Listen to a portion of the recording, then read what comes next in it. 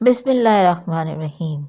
انشاءاللہ تعالیٰ کل رات یعنی کہ 20واں روزہ ہوگا اور 21ویں شب ہوگی، تو اعتکاف کا عمل بھی شروع ہو جائے گا۔ اس کے بارے میں جو خاص باتیں ہیں وہ میں آپ کے ساتھ شیئر کر دیتی ہوں کہ 20 رمضان المبارک افطار سے پہلے اعتکاف کی نیت کر کے اپنے پردے والی جگہ میں چلے جائیں۔ اعتکاف کی نیت میں صرف اور صرف اللہ تعالیٰ کی رضا اور حضور صلی اللہ علیہ وسلم کی سنت کی پیروی کرتے ہوئے اعتکاف کر رہا ہوں یا کر رہی ہوں۔ ساتھ دعا پڑھنی ہے کہ یا اللہ میری کوتاہیاں اور غلطیاں معاف فرمانا اور مجھ پر اعتکاف کی تمام برکتیں نازل فرمانا۔ جب تک میں تیرے دربار میں حاضر ہوں، میرا گھر، میرے بچے، میرے خاندان کے تمام افراد کی خیر ہو، میرے ہمسائے، میرے بستی کے لوگوں کی خیر ہو، میرے تمام دوست احباب اور میرے تمام جاننے والوں کے گھروں میں خیر و عافیت رہے۔ یا اللہ دونوں نے اعتکاف مجھے کسی کی طرف سے کوئی بری خبر نہ سنانا۔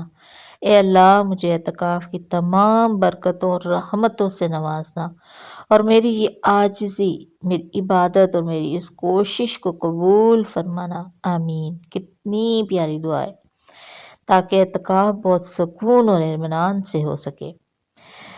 اب چونکہ اندر داخل ہوتے وقت عصر کا وقت ہوتا ہے، اس وجہ سے جا کر فوری طور پر نفل تو ادا نہیں ہو سکتے، اس لیے نماز مغرب ادا کرنے کے بعد 2 رکعت نفل اعتکاف کی نیت سے ادا کر لیں۔ جب بھی وضو کریں 2 رکعت نفل تحیۃ الوضو ادا کریں۔ نماز مغرب ادا کرنے کے بعد 6 رکعت نفل نماز اوابین کے ادا کرنے ہیں۔ ان کا ثواب 12 سال کی عبادت کے برابر ہوتا ہے۔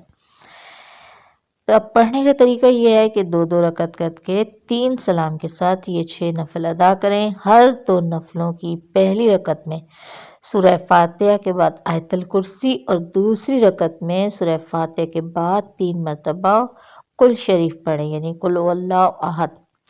نوافل پڑھنے کے بعد اپنے والدین کے لیے، اپنے اہل خانہ کے لیے خاص طور پر دعا کریں۔ اب ترتیب میں آئے گا نماز عشاء۔ نماز تراویح کے بعد نماز صلاۃ تسبیح روزانہ ادا کریں۔ کوئی بھی وقت مقرر کر لیں۔ اگر روز نہ بھی پڑھیں تو جو طاق راتیں ہوں اعتکاف کی اس میں ضرور ادا کریں۔ ذکر، اذکار، تسبیحات، قرآن پاک کی تلاوت زیادہ سے زیادہ کرنی ہے۔ پھر آتا ہے نمبر نماز تہجد۔ کم از کم 2 اور زیادہ سے زیادہ 12 نفل ادا کرنے ہیں۔ اس کے بعد سورہ یاسین، سورہ مزمل، درود شریف پڑھتے پڑھتے سحری کر لیں اور وضو کر کے تازہ دم ہو جائیں۔ اب نمبر آتا ہے نماز فجر کا۔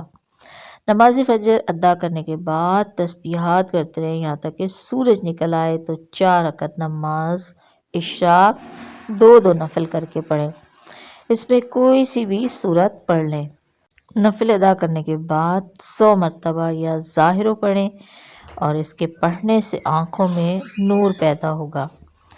4 رکعت نماز اشراق ادا کرنے سے پورے حج اور عمرے کا ثواب ملتا ہے۔ اس کے بعد تھوڑا سا آرام کر لیں۔ اب چلتے ہیں اگلی نماز جو نماز چاشت ہے۔ جب دن مکمل نکل آئے یعنی 10 بجے کے قریب 4 رکعتیں ادا کریں۔ جو اس کو ادا کرے گا اس کے دن کے آخری حصے تک اللہ تعالیٰ کفایت کرے گا۔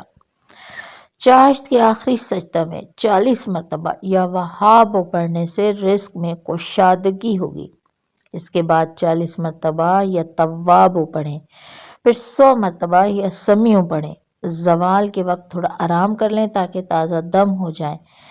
پھر نماز ظہر ادا کریں۔ نماز عصر کے وقت زیادہ تر درود شریف، تیسرا کلمہ اور استغفار پڑھیں۔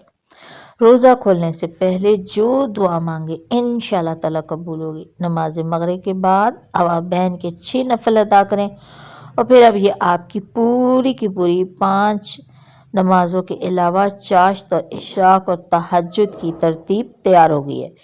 اسی طرح تمام اعمال بجا لائیں اور اپنا اعتکاف خوبصورت پورا کریں۔